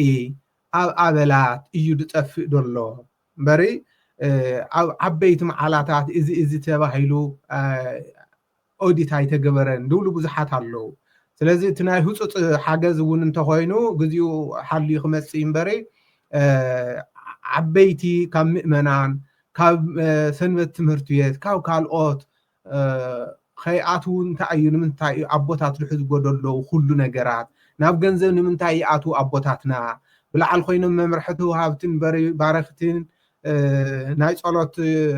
ኣዕረግትን እዮም ክኾኑ ዝግብኦ ድብሉ ሕቶታት ስለ ዘለው ኢና እናነፀርና ንኸይድ ዘለና ንዚኦም ኩሎም ካል መዓልቲ ግዜ ሒዝና እውን ክንመፅ ኢና እምበኣር ሕቶታትና ናይ ኩሎም መእረሚ ድኾነና ኣብ መጠቃለለ ክንበፅሕ ከለና ምሕጋዝ ግዴታና እዩ እዚ ትካል ኩላትና ስለ ዝኾነ ግዴታ እዩ ግዴታና ክንሕግዞ ምክንያቱ ትካል ስኢሉ ኣብ ህዋ ድንጥልጠል ኣይኮነን ገንዘብ ኣድላይ እንኳን ክንዝረኣክል ትካል ይትረፍ በዘይካ ገንዘብ ዋላ ሓንቲ ክንትንቀሳቀስ ከምዘይ ትኽእል ንፈልጥ ኢና ኩላትና ግን ኣብዚ ኸዚ ሰዓት ዛቐፂላ ደላ ሕቶ ብፅነቶም ኣብዚ ኸዚ ሰዓት ትግራይ ኣብ ምንታይ ኩነታት ኣላ ሰማይ ደጊፉ ንሓደረ ትግራዋይ ሎሚ ዶ ፅዋሕ ባንኪ ክዕፆ እናበለነ ተመሊሱ ኣብዛ ሰዓት እዚኣ ናይ ፖለቲካ ይኹን ናይ ኩሉ ቅልውላው እናሃለወ ክንዲ ዝደኣክል ገንዘብ ኣዋፅኡ ማልሲ ኣብ ክንዲ ብስብከተ ወንጀልን ብካልእን ከፃናንዕዎ ዝግብኦም እዞም ኣቦታትና እዚ ዓይነት ፈሰስ ዘውርድልና ዘለው እዚ ከመይ እዩ ድብል ብዙሕ ኮመንትታት ብውሽጢ ይመፅእ ኣሎ እሞ ግዚኡ ዝሓለወ ድዩ ከመይ ርኢኻትኩም ኣቦታትና ዝኸ ብጣዕሚ ፅቡቅ እቲ ሕዚ ቀሪቡ ዘሎ ግዚኡ ዝሓለወ እዩ ምክንያቱ እንታይ ኢልና ኣለና ኣብ መበገሲና ቤተክርስትያን ብዙሕ ፈተና እናተቀበለት እናበፅሓ ዝመፀ ግዜ ኣሎ ቤተክርስትያን ዘይተፈተነትሉ ግዜ ቤተክርስትያንና ሓደጋ ዘይበፅሐሉ ግዜ የለን ብዙሕ ኣላውያን ብዙሕ ምክፍፋላት ዓለም ብዙሕ ናይ ሰማዕትነት ዘመናት እውን ብዙሕ እናሕለፈ ዝመፀት ቤተክርስትያንና እያ ሕዚ እውን ከም ትግራይ ክንሪኦ ከለና ኣብ መሰከፍን ኣብ ምፍልላይን ኣብ ሓደገኛ ኩነታት ከም ዘለና ንርዳእ ኢና እዚ እናሃለወስ ንምንታይ እዮም ስብከተ ወንጌል ዘይሰብኩ ስብከተ ወንጌል ማለት ስቁልታ ኣይኮነን ዝስበኽ ስብከተ ወንጌል ማለት ብበጀት እተሓገዘ ኩሉ ነገር ዝተማልአሉ ጌርካ ናብ ታሕቲ ክትወፅእ ከለካ እዩ ምክንያቱ ሕብረተሰብና ናይ ገንዘብ ሕፅረት ኣይኮነን ዘለዎ ናይ ኣስተምህሮ ናብ ታሕቲ ወሪድካ ዘይምሕጋዝ ምፅኡ ዘይምዃን ተዘይኮይኑ ህዝብና ርግጥ እዩ ብጣዕሚ በፀጋም ኩነታት ከም ዘሎ ኩላትና ንርዳእ ኢና ነገር ግን ኣብ ፀጋሙ ኮይና ንሰርሖም ስራሕትና ምክንያቱ ትግራይ እኮ ኣብ ዕንወት እያ ነይራ ምክንያቱ ዝዓነወላ ጀኖሳይድ ተፈፀመላ ቤተክርስትያን ንሃገረ ትግራይ ኢሎም ዝተሰውኡ ዝሞቱ ብዙሓት ዝቆሰሉ ደቀን ኣስኡነን ብዙሕ ዝተረሸኑ መነኮሳት ዝተደፈራሉ ዝሞታሉ ቀሻውሽቲ ደቂ ኣንስቶም ዝተደፈራሉ ዲያቆናት ከምኡ እውን ብዙሕ ግፍዒ ዝበፅሑ ህዝቢ ስለ ዝኾነ ነዚ ህዝቢ እዚ ክትሃንፅ ኮይንካ ደሞ ግቡእ ዝኾነ ክትገብር ተኮይንካ ኣብዚ ሰዓት እዚ እንሰርሖም ትካላትና እዮም ደኣ ንህዝብና መፅናዕኒ ክኾኑ ዝኽእሉ ምክንያቱ ዝፈረሰ ቤተ ክርስቲያን ኣብ ሽግር ኣለና ኣብ ፀገም ኣለና ኢና ድሕር ሕዚ ዘይናሃንፆ እንተኮይንና ሕዚ ዝነበረ ዘይንምልሶ እንተኮይንና ናብ ዝበኣሰ ሓደጋ ናብ ኩናትን ናብ ዝኾነ ዘምስል ነገራት ንዚኦም ክተረስዑ እንተኮይንካ ናብ ሓደ ክተምፅእ ክትኽእል ኣለካ ስለዚ መንበረ ሰላማ ሕብረተሰቡ ካብ ላዕሊ እስካብ ታሕቲ ወሪዱ ከምህር ኣለዎ ክግስፅ ኣለዎ ሕብረተሰባት ተሓባቢሩ ደሞ ዝፈረሳን ዝዓነዋን ትካላት ክሃንፅ ክኽእል ኣለዎ እዚ ተዘይገይሩ ኩናት ክፍጠር እዩ ከምዚ ክመፅእ እዩ በቃ ባንክታት ከምዚ ክዕፀው እዮም ምክንያቱ ሓንቲ ነገር ክብል ደለ እዚኣ ማለት ተመልከትና እውን ክርድኡልና ዝግባእ እቲ ሓደ ነገር ኣብቲ 2013 ዝበፅሕና ግፍዕን መከራን ዓለም ኩሉ ተዛርዩ በቃ ተዛርዮም ኣብ ልዕልና ብዙሕ እንትሓስቡ እግዚአብሔር ግን ኣብ ሓሳቡን ኣብ ምክሮምን ስለ ዘይነበረ ከምቲ ዝደለይዎ ክንጠፍእ ይከኣልና 360 ዲግሪ ክዕፀ ከሎ ነዚ እግዚአብሔር ፈንፂሑ ከውፀና ድማ ዝኽኣለ እግዚአብሔር እዩ ብእግዚአብሔር ሓይል ትግራይ ድሒና እያ በእግዚአብሔር ሓይል ህዝብና ድሒኑ በእግዚአብሔር ሓይል ህዝብና ካብ መከራን ስቃይን ወፂ እንኳን ዝሕዝ ዘሎ ናይ ሃዋህው ሰላም ኣብ ዘለናሉ ካብ ጫፍ እስካብ ጫፍ ታዘላ ወላ ፍርቅ እኳ ትግራይ እንትኾነት ካብ ጫፍ እስካብ ጫፍ እንኸደላ ትግራይ እንኳን ዝተፈጠረሉ ካብ ናበን ኣብ ዘይንኸደሉ ኳስ እግዚአብሔር ኣሚንና እግዚአብሔር ወፂ ኣውፂና እዩ ብማንም ቅልፅም ብማንም ሓይል ኣይኮነን ትግራይ ብሓድነቱ እግዚአብሔር ብምእማኑ እግዚአብሔር ድማ ምስ ናይ ካልኦት ሓሳብ ምክርን ስለዘይ ተሳተፈ እዩ ካብ ፅንተት ተውፂና ምስ ዓለም እውን ሕዚ ንዘራረበላ ዘለና ኣብቲ ናይ ፅንተት ግዜ ኩሉ ፀልሚቶ ዝነበረ እዩ እግዚአብሔር መዋፅኦ እዩ ዝህበና ስለዚ መዋፅኦ ዝፈረሰ ኣብቲ ናብቲ ፀልማት ዝፈረሰ ዝዓነወ ሕብረተሰብና ኣእምሮ ሃፍቱ ንብረቱ ኩሉ ተዘሪፉ እዩ ተሰሪቁ እዩ ዘይተሰረቀ ኣእምሮ ስለ ዝኾነ ኣእምሮ ደሞ ክንህድሶ እዩ ዝግበና ክነምሮ እዩ ዝግበና ክነፅናዕንዑ እዩ ዝግበና ክነፅናዕንዕ ተኮይና ድማ ገንዘብ ኣይኮናን ሲእና ዘለና ኣተሓሳስባ እዩ ምክንያቱ ካብ እናተጨነቀ ባንኪ እናበለ ገለ እናበለ ገንዘብ ንሌባው ናብ ዘይኮነ ከውፅእ እግዚአብሔር ከኣምን ክኽእል ኣለዎ ህዝብና ዝፈጠረና ኣምላክ ከድሕነና ግድን እዩ ሰባት ስለ ዝበሉ ሰባት ጦርነት ስለ ዝኣወጅ እንተይኮነስ እግዚአብሔር ብዝፈቀዶ ጥራሕ እዩ ክኸውን ዝኽእል ካብ ናይ እግዚአብሔር ፍቃድን ትእዛዝን ምንም ክመፅእ ይኽእልን ስለዚ ህዝብና ኣብዚ ሰዓት እዚ እስካብ ታሕቲ ክነምህር ገዳማትና ክንሃንፅ ትምህርቲ ቤታትና ኣብነት ተማሃሮ ዝተፈናቂሎም ብክንደይ መከራ ዘሎ ካብ እንኦም ኢሎም ስለ ድንግል ማርያም እናለመኑ ዝወፁ እሱ እንተይኮነስ ኣብ ዝነበርዎ ኮይኑ ብንእሽተን በጀት ጌርካ ክመሃርሉ ዝኽእሉ ሓገዝ ሕብረተሰብና አንቀሳቂስካ ናይ ምሕጋዝ ናይ ምስራሕ ግድን እዩ ስለዚ ሰዓት እዚ ሰማይ ደጊፉ ዝሓድረሉ ዋላ እኳ እንተኾነ እዚ ግን ትምድጋፍ ነፃነት ሃልይዎ ህዝቢ ትግራይ እግዚአብሔር ከኣምን ምግባር ምክንያቱ ህዝብና ኣማኒ እውን ስለ ዝኾነ ስለዚ እቲ ዘሎ ኩነታት መሰከፍ ምዃኑ ፍሉጥ እዩ ካብቲ ማለት ሎሚ ይሕሽ ካብ ሎሚ ድማ ፅባሕ ክሕይሽ እዩ ምክንያቱ እግዚአብሔር ሒዝና እግዚአብሔር ኣሚንና እንገብሮ ነገራት ኩሉ ግዜ ኣሸነፍተን ኢና ከምቲ ፀልካ ብቅልፅምና ዝበሃል ተይኮነስ ብሓይሊ እግዚአብሔር ትግራይ ድሒና እያ ብሓይሊ እግዚአብሔር ትግራይ ተሻጊራ እያ ብሓይሊ ትግራይ ደግሞ ትግራይ እቱ ዝነበረ መከራን ስቃይን ኣብ ደገ ዘለው ደቃ ድምፂ ኮይኖማ ህራስ ኢኖም ብቁሪ ብፀሓይ ብበረዶ ስራሕ ገዲፎም ኑሮኦም ገዲፎም ገዛን እናሸጣ ገዛኦም እናሸጡ ንህዝቢ ትግራይ መዋፅኦ ናብ ዓለም ኣብቶም ዓበይቲ ኤምባሲታት ኣብቲ ናይ ዓበይቲ ድምፂ ክስምዐሎም ዝግባእ ህዝቢ ትግራይ ዓለም ካልኦታት ብዙሕ ህዝቢ ዘለዎ እንኳ ከንድናትና ተሰማዒነት ኣይተረኸበን እግዚአብሔር ስለዚ ሓገዘና እዩ ኣብ ደገ ዘሎ ኣብ ውሽጡ ዘሎ ዓዲ ሓደ ህዝቢ ስለ ዝኾነ ካብ ንህቢ ንንጉሱ ሓልዩ ቆፎ ኣናሂብ ከም ዝዕጅዎ ህዝቢ ትግራይ እውን ከምኡ ኮይኑ ካብ መከራ ድሒኑ እዩ ኣብ ደገን ኣብ ውሽጥን ሓደ ኮይኑ ስለዚ ሕዚ እውን ናበይ ክንኸይድ ኣበይ ንኸውን ናይ እግዚአብሔር ስራሕ እዩ ዝኸውን ንእግዚአብሔር ኢና ንህቦ እንተን ሕና ግን ከም ቤተ ክርስቲያን ግን ዝግበአና ግን ሕብረተሰብና ብስብከተ ወንጌል ሰንበት ትምህርቲ ቤት እውን ትምህርቲ ሰንበት ኣጠናኺርካ ናይ እምነት ቦታ ይሞት ናይ ወለድና ዝፀንሐ ጥንታዊ ሃይማኖትና ዓቂብና ንቅድሚት ክንስጉም ግን ክነምህር ግን ስራሕ ክንሰርሕ ኣለና ንምሳሌ ብዝዘርዘርና እዮም ኣብ ፀገም እናሃለወ ናይ ገንዘብ ፀገም ኣይኮነን ዘለዎ ህዝብና ብዙሕ ሓፋትም ኣለዎ እዮም ስለዚ ዝገንዘብ እዚ ኣብ ቤተክርስትያን ተውዒሉ ፅባሕ ሕዚ ብዝዎ ፅባሕ ግን ብዝረአ ሂቦም ፅባሕ ግን ብዘይረአ በረከት ግን ኣብ ገዝኦምን ኣብ ሂወቶምን ኣሎ ኣብ ዘይኮነ ዝውዕል ዘሎ ኣብ ዘይኮነ ኣብ ዳ መስተ ኣብ ዳ ጭፈራ ኣብ ዳ ዝኾነ ዝውዕል ዘሎ ገንዘብ ንቤተክርስትያን ክውዕል ኣለዎ حزبنا هنصوم هنصاتات صباحنا ولدتاتنا متقسنات هذه تمالي بوتاتنا قدامات زلو هنصاتات تصرحوهم إن أبرها كلهم تنتاوين قداماتنا اللي تصرحوا أبصقهم كوينة مشجر كوينة مصرحوا من عناقل مخرعين حابنا كابتم عالم ونزلونا قرصي تقاروينا حزب صقم كلوناي صقمنا خيلنا قد بالنصرح صراحة قن صباح سبتاري كوينا نحن أول قبونا فتسمنا نتزي علينا مكر الله سقاي الله خمزيك في الطريق لنا خنسجقن يبلنا سقاتنا جن بتوه كون جن الله زمس الناون الناس توعلنا بتوهون الناس تملالسنا بمستوى علون الناس خدنا بالزخن من الزنفسة تينفس ناس كم تقدس جبريل نكون ببه الله وين الزبالو تجراين تجارو نتجراي راح تجارون النحاس ولو تجراي كحزكو ملو أبزي الله تلقوا إن نحن حزن زرارة وزلنا ملو أبزي كنا تلو هزبي استفنا قالوا هزبي نعدو خي يملسوك بما ايتي باشحات الناموت اللي زلو نرغفوت اللي زلو تقراينا زلنا بتنيت بسقاي سلازي تاي زلو كافته حدا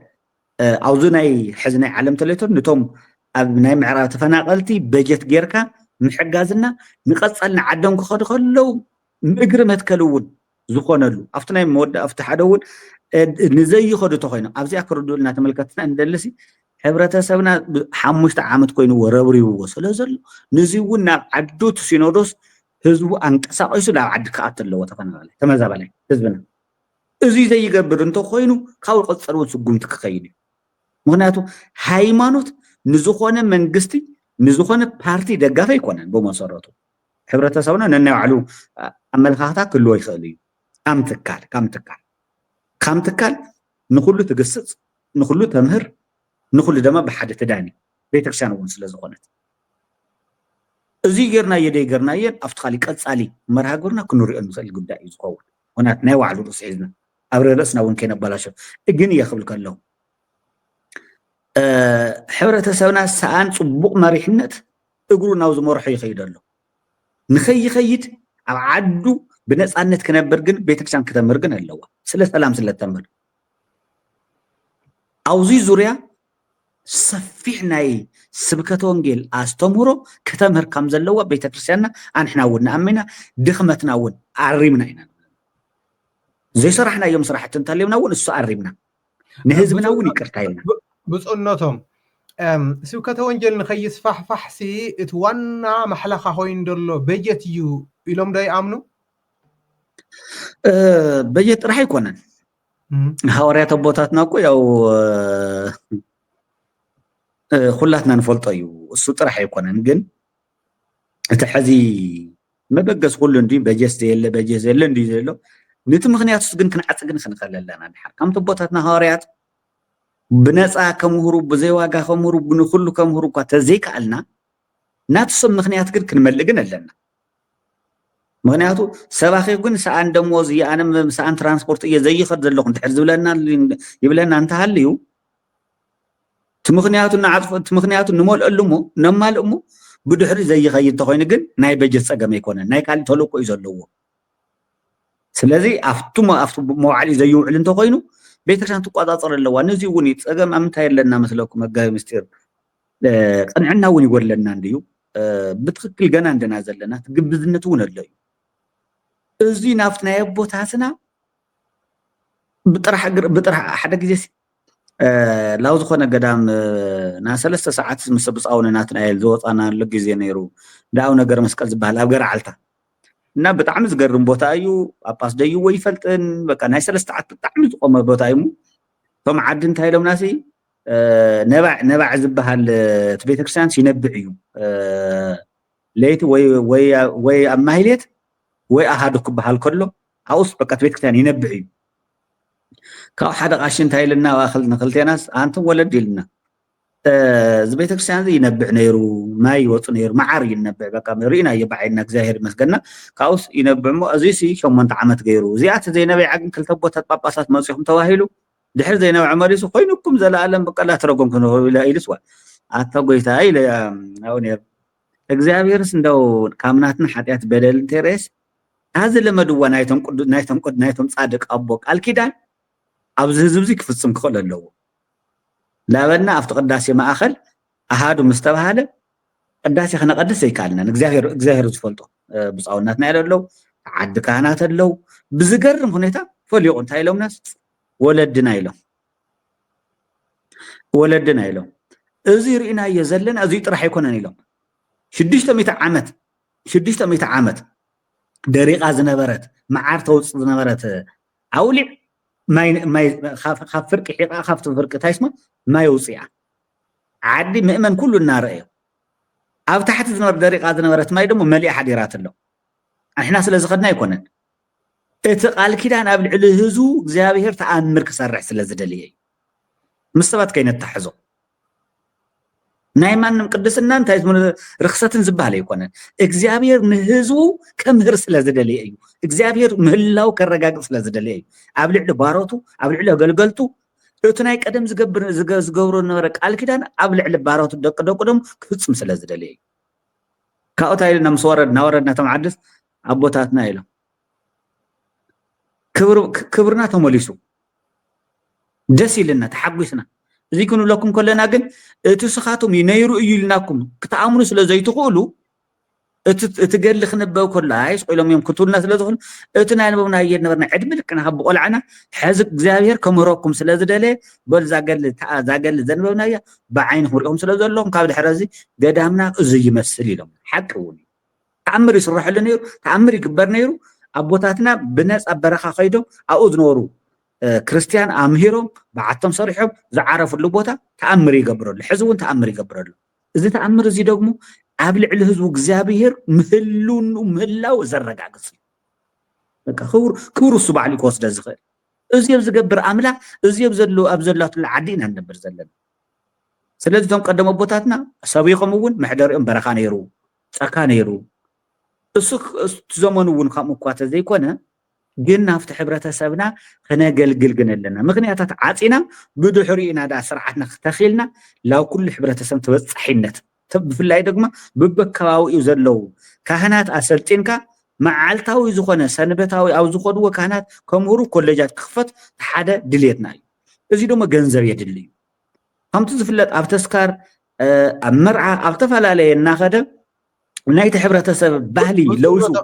ብፁዕነቶም ታ ነገር እናገፍሐትና ከይትኸይድ እምበሪ ካህናት ንምስልጣን ብመንበረ ሰላማ ጥራይ ኣይኮነን ንምሳሌ ዞባ ሰሜን ምዕራብ ሃገረ ስብከት ብፁዕ ኣቡነ ጴጥሮስ ዝመርሕዎ ካህናት የሰልጥኑ ኣለዉ በቢ ሃገረ ስብከቶም ደለው ብፁዓን ሊቃነ ጳጳሳት ባጀት ገይሮም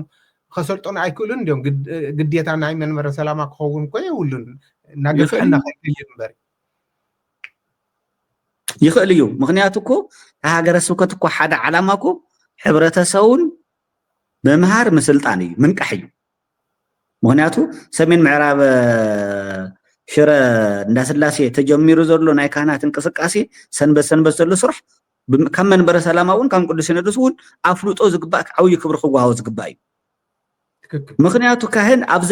ዘይሞዓልዩ ክውዕል ዝውዕል ዘሎ ካህን ኣብ ቤተክርስትያን ውዒሉ ተመሂሩ ከምህር ዝኽእል ካል መልሲ ክህብ ዝኽእል ምክንያቱ ንመልሲ ኩሉ ዝተዳለኹም ኩኑ እንድዩ እዚ ንዝገብሩ ካህናት ደግሞ ንቕሓት ከድልዩ እታ ሃገረ ስብከት ክሰርሕ ኣለዎ ግን እታ ይብሉ ንሳቶም እውን ኣብታ ሃገረ ስብከት መምርሒ የወረደናን ካብ ላዕሊ እኮ ዘየተዋሃበና ንዝብል ምክንያታት ግን ክንዓፀለና እዩ ለምሳሌ በጀት ክብሉ ክሓቱ ይኽእሉ በጀት ሽረ ሓቲቶም እዮም ኣይሓተቱን ታይዳ ብዘለው ናይ ንስሓ ደቆም ናይ ካህናት ባዕሎምን ናይ ሰለስተ ንስሓ ደቂ ኣምሂሮ ኣብ ሓደ ኣዳራሽ ይመሃሩ ካህናት እውን ናይ ባዕሎም ኣለዎም እዚ ሕብረተሰብ ምንቃሕ እዩ ሓደ ካብ ልምድሙ ምውፃእ እዩ ሳልሳይ ደግሞ ስርዓተ ቤተ ክርስቲያን እንታይ ይመስል እዩ ድሕሪ ሰንበት ስኢልካ ንኩሉ ንወዲ 2 ዓመት እውን ንወዲ 5 ዓመት እውን ንወዲ 10 ዓመት እውን ንወዲ 30 ዓመት እውን ንወዲ 50 ዓመት እውን ንወዲ 70 ንወዲ 90 ዓመት እውን ሓደ ዓይነት ትምህርቲ ካብ ምምሃር ንናይ ባዕሉ ከፋፈልካ ሕብረተሰብ ምንቃሕ ኣድላይ እዩ እዚ ኣስተምህሮ ደግሞ سلطنا بزلو باهي برس كدو مانوالات وصيلهم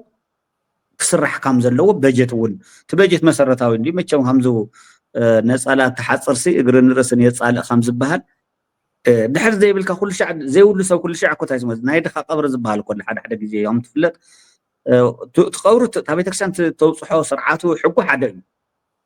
تزمت حبرتسب على سلازي اكب تزي كنت تابيتكسان كن هافتام يمصا دخا يكون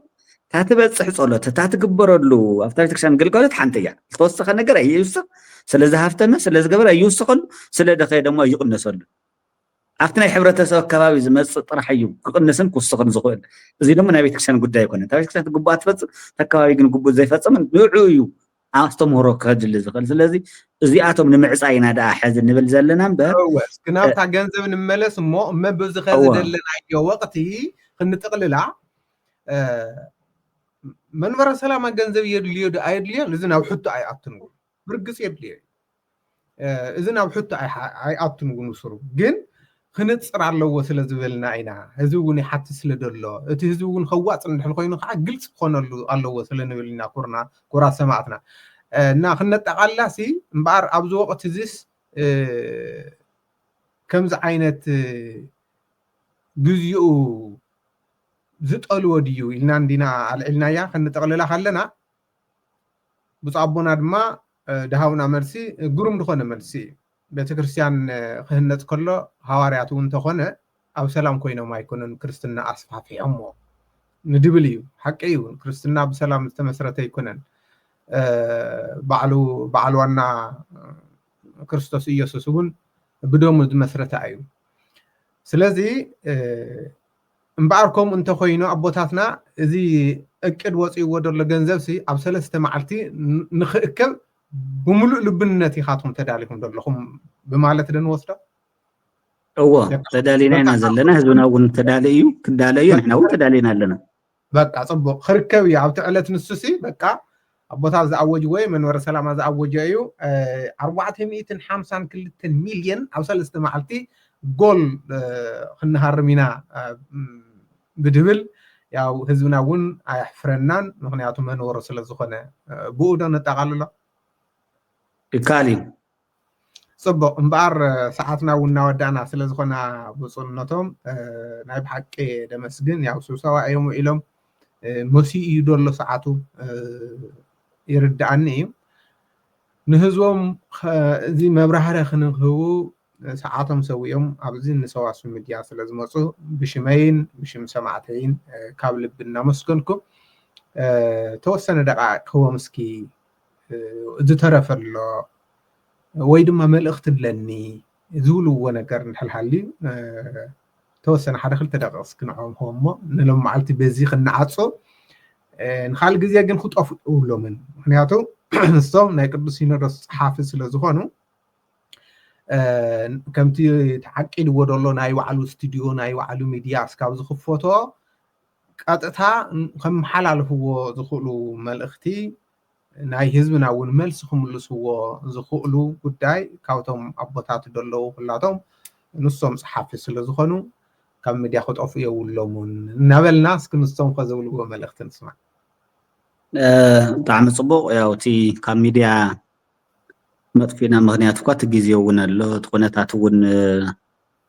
ኣሕይብለካን ትኩነታት እውን ባዕሉ ከምኡ ስለዝኾነ ንዑታት እውን ምስቲ ብፍላይ ድማ ያው ናተይ ነገር ትዘሎ ነገር ስልካ ናይ ማለት ናይ ምፍርጥራጥ ስልካ ሕንክሊ ዝበሃል ነገር ተይኮነትስ ታትድለ ነገር ምንታዕ ወናትስ አንሕናታይ እንደልስ ናተይ ፍልጥ እያ በቃ ሀገረ ትግራይ ጽባሕ ይኹን ሎም ይኹን ንቃለሰሉ ዘለና ጊዜና ነባኽኖ ዘለና ልተሰውኡ መንእሰያት መከራ ዝበጽሓ ትግራይ ድሕር ሕዚ ማንም ዘይዕንድረላ ነፃ ዝኾነት ሃገር ክርስቲያን ትግራይ ካብ ኣምጻእኹማ ፍለይዎ ሃገረ ትግራይ ዶ ቤተክርስቲያን ትግራይ ሓደ መንፈሳዊ ትካል ሃገር ዲ خمسلت ወይ ቤተክርስቲያን ይኸስፋሕ አይ አንሕና ቤተክርስቲያን ንኽነስፋሕፍሕ ቤተክርስቲያን ትግራይስ ሃገር እያ ለባዕላ ከመይ ዝብል ጽቡቕ እዩ ناو حتى هاجر تمسرت بيت كريستيان يا صبو مغنياتو 99.9% ኦርቶዶክስ እዩ ስለዚ ቤተ ክርስቲያን ደግሞ ናይ ባዕለ ኢላ ድሕር ትመስረት ኮይን ኣብ ትገብሮም ጸሎታት ኣብ ትገብሮም ኣገልግሎታት ተጎዳይቱ ውንሳያ 96% ደግሞ ደቃ ደግሞ ኣብ መከራ ነፍስ ቃይን ብቢ ክፍለ ዘመናቱ ዝውድእዋ ዘለው እዛ ቤተ ክርስቲያን እዚኣ እያ ስለዚ ቤተ ክርስቲያንና ተሰፍሕ ሃገር ትኸውን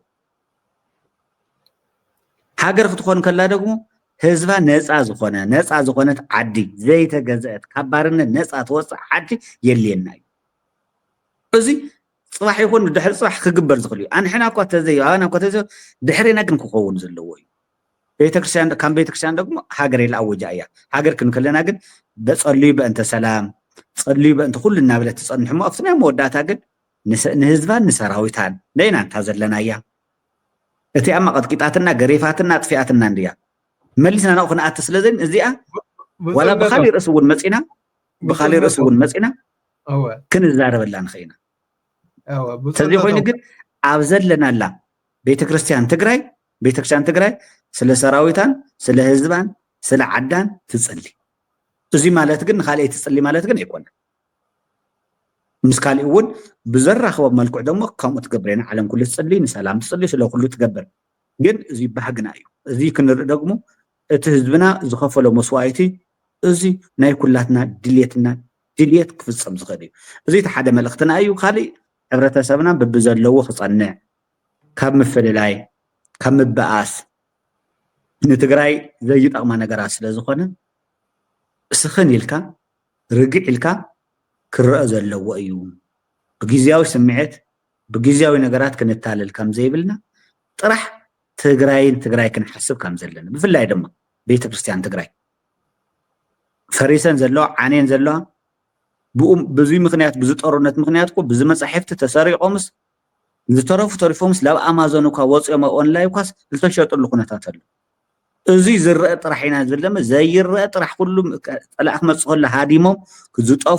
ዝጠፉ ክንደይ ዝተበረሱ ገና ዘይተመርመሩ እሱ እውን ኢና ሓድግታትና ከመይ ክሕለው ከመይ ክጥበቁ ከም ዘለዎ እውን ሓደ ዓላማ እውን ሓድግ ስለ ዝኾነ ስለዚ ህዝብና ሓድግና ገዳማትና ታሪክና ንሓሉ ነጽንዕ እግዚአብሔር ደግሞ ክሕግዘና እዩ እግዚአብሔር ሰላም ዘመን ከምጸልና እዩ እግዚአብሔር ትመከራ ያአخلكم ይሉ እግዚአብሔር ደግሞ ሓጋዚና እዩ ምሳና ስለ ዝኾነ ህዝብና በርቱዕ ጠንክር ኣካባቢኻ ባዕልኻ ሓሉ መንእሰያት እውን ኣብ ኣዴታትኩም ካብ ምዝራፍ ካብ ሃንግ ምግባር ቤተክርስትያንኩም ጸልይኩም ኣዴታትኩም ኣቦታትኩምን እታ ውላዳ ሰዓነት ትውላዱ ሰዓነ ሰብ ከም ውላድ ኮይንኩም ደቅኹም ሓፍሕዎ ሕዚ ደግሞ ናይ ሕርሻ ሰዓት እዩ محرسل كل لهم ببكاوي زلهم نتم ولدهم دقم سئنهم أبيت عريقهم زلون عاتم كنت حجزهم بمحرس بحبجان زب بقولتهم زيز أو عتنا دليتنا أيو بزخنا جن إجزابير نخلتنا ناي سلام أملاك سلام أو يسوع كريستوس سلام فقرن يوردنا مجاوي ون بتعمي غني لنا سواس ميديا ون خمس فلات بزعوا كون الزارة من دنا تفينا عندنا نيرنا يوم كنجس أساتنا كنت ميديا جن ናይ ህዝቢ ሚድያ እዩ ብመሰረቱ እቲ ሚድያ ግን ናይ ቤተክርስትያን ሚድያ እዩ ምክንያቱ ኣብ ናይ ካልእ ሚድያ ወፅና ኣይኮነን ክንዛረብ ዝግበና መልሲ እውን ክንህብ ዝግበና ሚድያ ናይ ህዝቢ ድምፂ እዩ ዝተሓው ዘይተሰምዑ ነገራት ናብ ህዝቢ ምፅኢ ህዝቡን ከነቅሕ ዝኽእል ሚድያ እዩ ሚድያ ጉልበቱ እዩ ሚድያ ሓይሊ ኢሎም ልዕሊ ኣፅዋር ልዕሊ ኩሉ ነገር ብሚድያ እዩ ዓለም ዝሽነፍ ስለዚ ብሚድያ እዮም ዝሓለፈ ሆነ ሸኒፎምና ቤተክርስትያንና ደግሞ نتوم أوقات هاوس كيدم أباسات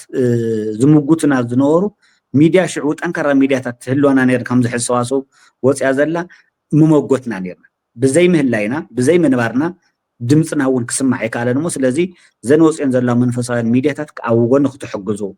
زي أطرح بيوتو تكونت بساتلايتون وتأنا على ساتلايتون ونينا تجرى بيتكسان تجرى تتكملنا ناي بيتكسان دمسي تقلال زلو ناي بيتكسان سرعة حقن تفز مالتهم حلالك ملكتي إزبات نكح أب سكوت هونجيل أب تمرتن بيت أب فلقه هوت تقلال بس لا يفتهم ناي أبنت ما مهران زلو أب تجرينا كرستاتن حدقتاتن أو نتيفات سرح تكالون سلازغنت أو جنن كونكم تحجزوا سؤال كاي كون أو دي سواء ساعات قليلون سلازي كون حزبنا كحجز ኣብዚያ እንሽተን እንገብራ ማለት ሓንቲ ቅርሺ ሰናቲም ተኣኪበን እየን ቅርሺ ክትኾን ዝኽእለና ኣብቲ እንገብሮ እንህቦ ኣስተዋፅኦ ምንኣሳት ኣይኮነ ተሓገዝና እዩ ሰብ ደግሞ ብዙሕ ቅርሺ ስለዝሃብና ኣይኮነ ትድልየት እውን ናይቱ ኣገልጋሊ ምጥራሕ ሳተላይት ክፍል ተሎ ካልኣት ተሎ ሰዓታት ተሎ ግዜታት ተሎ ንዚኦም ደግሞ ብነፃ ዝበሃል የለን ከምቲ ቅዱስ ጳውሎስ ኮይሉ እዩ ኣንሕናስ ዝገንዘብ መሬት ሽጥዎሞ ዘድሊ መሬት ኮነ ዓንሃውና ነገልግሎት እንደለይና ኮይልዎ እዩ በቃ ከምኡ ኮይ ምክንያቱስ ንኣገልግሎት ዝግባእ ለኩ ክግበር እዩ ዘለዎ ጥራሕ ዝብልካ ኣብ ሚድያ ስለ ዘሎስ ዩቱብ ስለ ዝርከቦ ጥራሕ ዘይኮነስ እቲ ናብ ሳተላይት ክዓቢ ናይ ህዝቢ ድምፃ ክዓቢ እንተኮይኑ ዝግበአና ክንገብር እዩ ዝግበአና ብፍላይ ኣብ ደገ ዘሎ ዲያስፖራ ህዝብና በቃ ወርሓዊ ቋሚ ዝኾነ ናይ ኣባልነት እንተኸፊሉ ሚድያ ዓባይ እዩ ካልኣይ ነቲ ሚድያ እውን ብሞራል እውን ደቂ ኣነ ክገድፍዎ እኳ ተደን ኣነ ህዝበይ ካመ ገይር ናበለ ንሓገዝ ኣይዘኸና በለንስ ካመይ ገይረ ክገድፎ ናብዚ ዓበይ ክበልጦ ኢልኩም ናይ ምሕጋዝ ናብ ሳተላይት ናይ ምዕባይ እውን ዕድል እውን ስለ ዘለዎ ክንዕቢ ዝግበአና ኣብ ካልኦት ክንደይ ሚድያታት እናሃሎ ኣባና ግን ገና ክልተ ሚድያ ኣለዋ ክልተ ሰለስተ ዘይኮነ ሚድያ ሓጊዝና ዝሐሸ ናብ ሳተላይት ተውፅና ዝሐሸ ትካል እውን ንገብሮ ተመረፅቲ ክኾና ተደመፅቲ ክኾና ህዝቢ ትግራይ ብአን ክድሕን ከም ዝኾን ብሚድያ ከም ዝድሓን ደሞ ኣነ ይኣምን እዩ ብሚድያ ከም ዝድሓን ምክንያቱ ንምንታይ እዩ ህዝቢ ትግራይ ኣብ ዝበፅሑ መከራ ገዳማትና ኣበይ ኣለዋ ኣብ መምህራት ገበይ ኣሎ ኣበይ ኣለና ንዝብል እውን ህዝብና ምንቃሕ እዩ ስለዚ ነዚን ሚድያ እዚአን ሓጊዝና ኣበርቲዕና ንቅድሚት ክንኸድ ኣለና ህዝብና ሓግዝ ህዝቢ ተሓጊዝና ኢና ደኣ ሳተላይትና ትካላትና ከነሃንፆም ንኽእል እምበር ግዜ ኣይኮነን ገለ ኣይኮነን ኢልና ብምክንያታዊ ነገር ትካላትና ተስኢልና ፅባሕ ኣብ ዘይኮነ ለይቲ ኣብ ዘይኮነ ዩቱባታት ኣብ ዘይኮነ ሳተላይት ንሓድር ዘለና ናይ ባዕልና ትካላት ብደንቢ ስለዘይሓገዝና እዩ ሞ ናይ ባዕልና በርቲዕና ናይ ባዕልና ሓጊዝና ኣብ ሸር ላይክ ኩሉ ዝግባእ እናገበርኩም ኣባላት እናገበርኩ ኣብ ደገም ዘለኹም ውሽጢ ዘለኹ ትሕግዙ ፀውዒትና ነቕርብ ስለዝነበረና ሰዓት ግን ብጣዕሚ ኣዝየ መስክን ይቐኒየለይ ክብረት ይሃበለይ ብፁዕ ኣቦና ናይ ብሓቂ ግሩም ዝኾነ ግዜ እዩ ፀኒሕና ንድመፅእ ስፍሕ ድበለ ክንትንትን ኢና ግዜ እናርአና ክብል ከለኹ ምክንያቱ ቢዚ ስለዝኾንኩም ስለዝፈልጥ እዩ ቀረባ ስለዝፈልጥ እዩ እና እናማቻቸና ብፍላይ ከይዲ መንበረ ሰላማን መናእሰይ ኣብዚ ኸዚ ሰዓት ብስብከተ ወንጌል ተበፃሕነቶም ኣብ ምንታይ ኣሎ ንድብል ብፍላይ ምክንያቱ ኣብ ቤተ ክርስቲያን ከጠቃልለ እታ መወዳእታ ቅድሚ ብፀሎት ምዕፃው እዩ ምክንያቱ ካብ ብጦርነት ብጥይት ዝተወድአ ህዝብና ብተስፋ ምቁራፅን ብካልእን ዓዲ ገዲፉ እናተሰደተ ፈቃደ ባሕሪ ዝጠፍ ዘሎ ህዝቢ መንእሰይ ኣምራት ዝኾነ መንእሰይ ቀሊል ነገር ኣይኮነን ቤተክርስቲያን እውን ክንደይ ክርስቲያን ኣሎ እምበሪ ከምቲ ሓንቲ ወደወልጓ ብፅነቶም 96-97% ኣሎ ንብል ኣለና ክንደይ ዓመት ገይርና ከምኡ ካብ ንብል ነዊሕ ዓመት ኦዲት ዝገበሮ የለን እስካብ ከዚ ክንደይ ተቐኒሱ ንድብልስ የለን እዚ ብደንብ ክስርሖ ካብ ዘለዎ እዩና ባር ክብረት ያበለይ ብፅነቶም ብራኮም ይብፅሐኒ ብፀሎት በልዑ ፀውልና እሞ ንለማዓልቲ ኣብዚ ኣኽለና ክብረት ይሃበልና እግዚአብሔር ኣምላኽና ስለ ዝነበረና ሰዓት ኣምላኽና እግዚአብሔር ስሙ ዝተመስገነ ይኹን ንሃገርና ንህዝብና ሰላም ፍቅሪ ይወርደልና ዝሓመሙ እውን ይመሓረልና ዝሞቱ እውን መንግስተ ሰማያት የዋርሰልና ናይ ሰላም ንጉስ ሰላማዊ ኢየሱስ ክርስቶስ ብሰላም ፈርዊልና እሞ ቀሪ ግዜ እውን ናይ ሰላም ይግበረልና ኣቡነ ዘበሰማያት እንበል